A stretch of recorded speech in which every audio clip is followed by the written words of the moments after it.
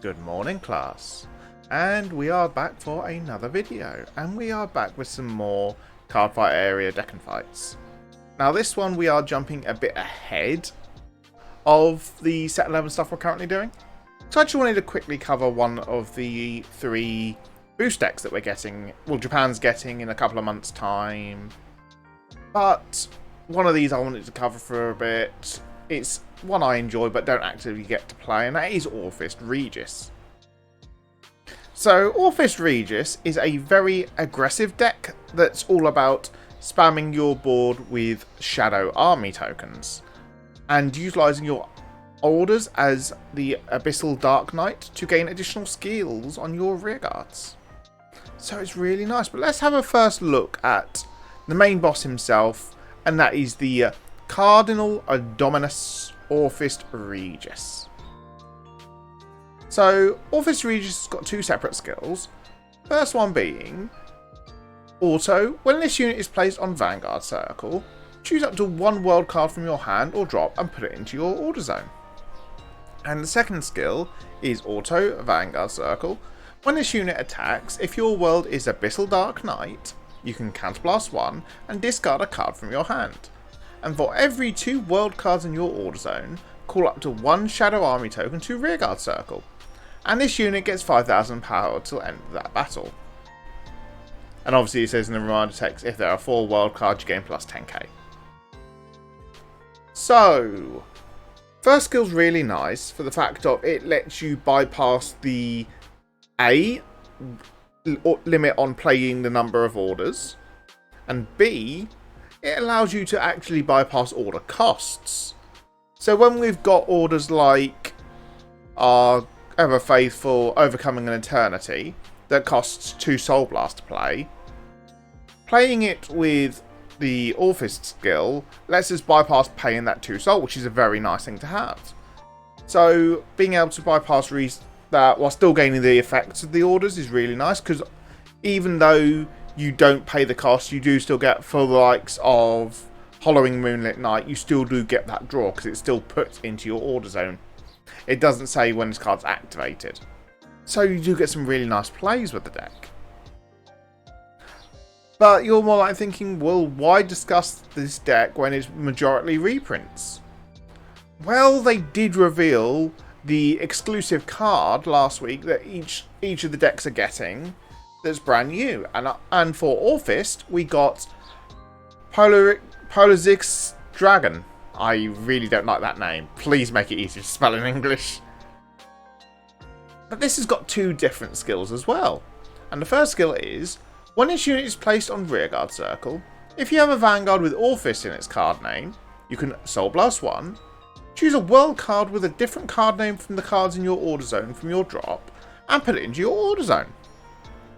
And second skill is, when this card is placed into drop from Rearguard Circle or hand during your battle phase, if your world is Dark Knight or Abyssal Dark Knight, you may draw a card. So first skill's really interesting because it lets us turbo our orders out even faster. So whereas normally we'd be going into turn 3 and we'd actually have 3 orders, with Polazix Dragon we actually get up to 4 orders, which is really good. It does take a lot of planning because most Orfist decks only run 3 different orders. So you do need to see it on the turn 3 to get the full effect out of it.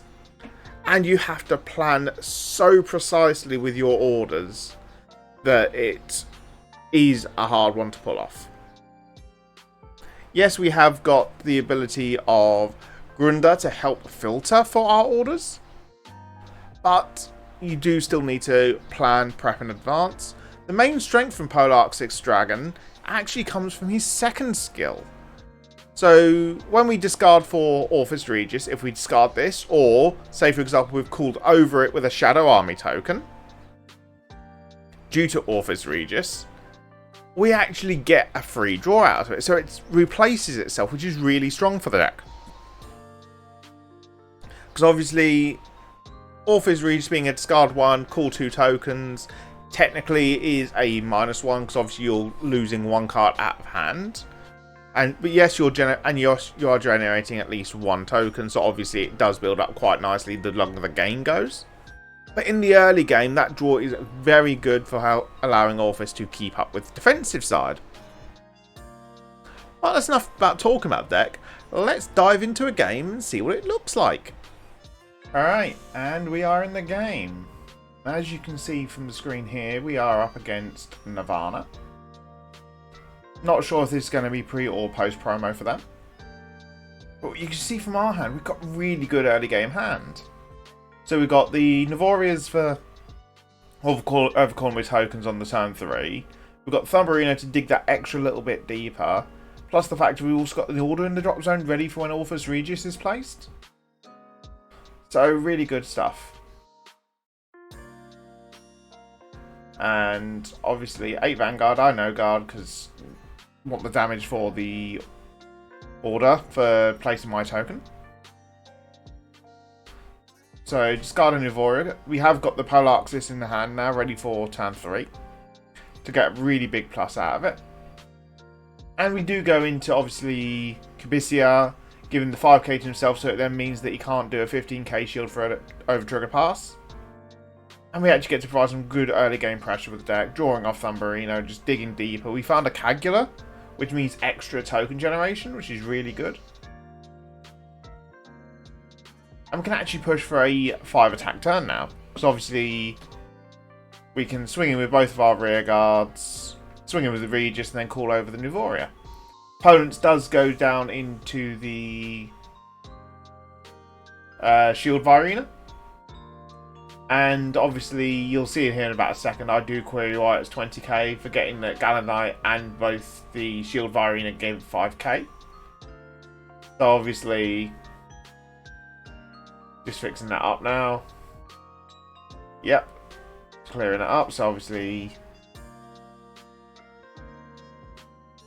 that all happens. Gets that. I go over trigger pass on the Vanguard because I don't want to risk going too far. I do get a draw off it and get into Grunda, which is extra digging for the deck, which is really nice. So obviously go into Regis, and this is where I play a little bit smart. I Grunda to see what I can find in ditch, and I hit 2 orders out of it. So before I do the playing the order from my hand, I call down Polaxis to place the unnamed order into my order zone. And get set up with 4 orders in our order zone now, which is really solid plays.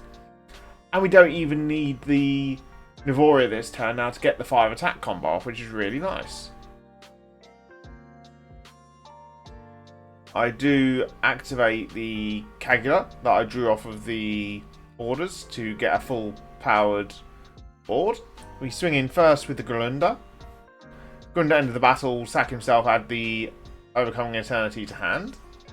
Just so I can then discard it off the Orfist and not actually lose out over it. And then obviously, because we're calling over Polaxis, we're also getting Polaxis' draw. Does draw us a heal, which is a little bit of data, but we do still check one anyway. And we check another heal. So, yeah, 3 heals in a row. Who'd have thought? We then get to swing 38, which is another 20k shield, which is taking out both the Vils Violina and another 5k on top. But then you've got this one that's 50k, it's just not worth guarding. Going into next turn though, we're looking into very solid plays.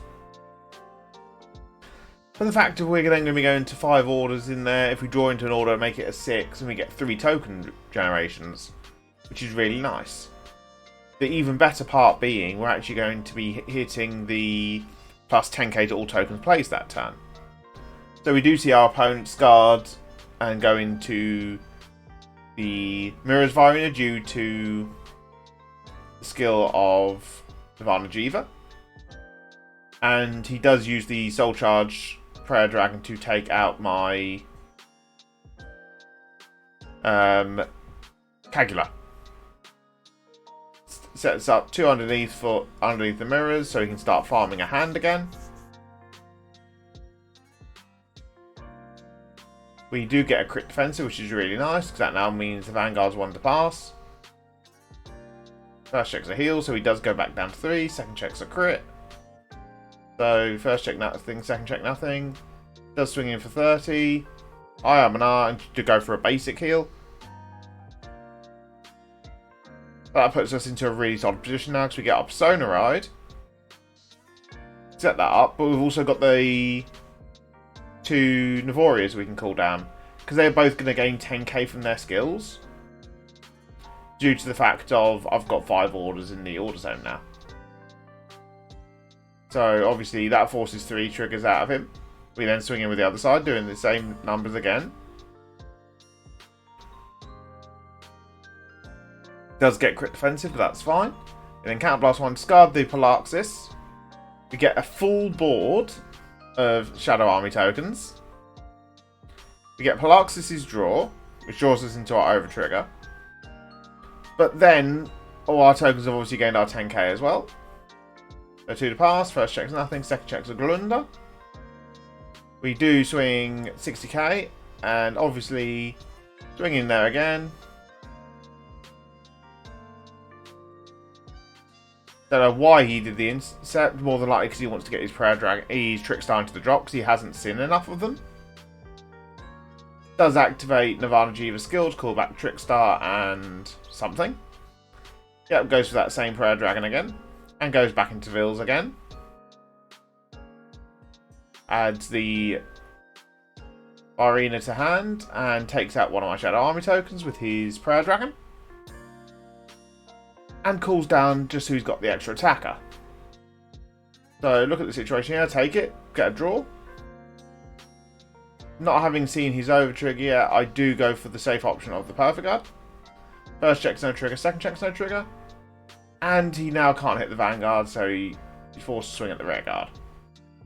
But we're now in the winning position of we're going to win this turn. Grunder skill, checked up 7, find nothing. Not surprised though, due to the sheer fact of how many orders I've already gone through. But then we start swinging, so obviously 25 first. And he just decides to take it, and that ends the game there. So I shall catch you guys back again in a minute. And that was the game. So here's a quick look at the list I was using, which is this one right here. As you can see here, I've gone for a few different tech options you don't normally see in a Orfist deck. Main one being the Thumberinos. So the reason I like Thumberinos is for the fact that it actually allows us to go even more aggressive on the early turns. Because obviously we're going to be swinging a 15k Vanguard plus a 38k rearguard column. And then replacing the Thumberino, us digging deeper for extra combo pieces we actually need to go off with. So higher chance of forcing our opponent to 2, because obviously the guarding numbers are not the best. But still really nice to go into.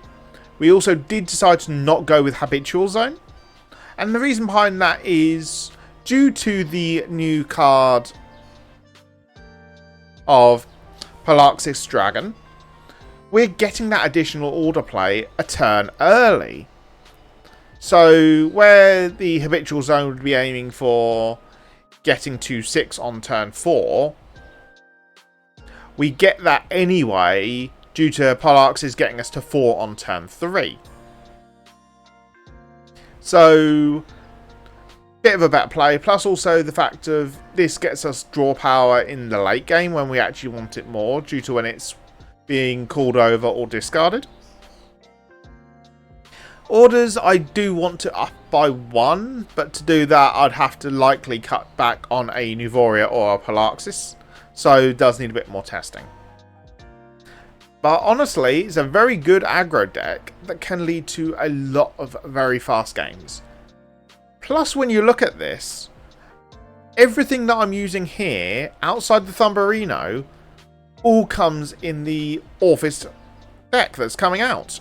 Oh, correction, and the counter heal that I'm using for the when your opponent restands. But that can be mitigated. You can run 4 normal heals, that's not an issue. Effect crits, effect draws are your only pickups, so you have to get outside of that. But the crits aren't mandatory for this deck because you don't need them to build soul. For the sheer fact you've got Kagula to build soul. So all in all, it's a very budget deck that's going to be very good, especially with the fact of we have got the upcoming Orfist masks to improve the deck even further in set 12. So, really nice when I get around to diving back into that once we get the set 10 reveals dropping. But that's going to be it for this video. If you haven't done so already, please do like and subscribe. It very much does help the channel. And I'll catch you guys in the next video. Bye bye.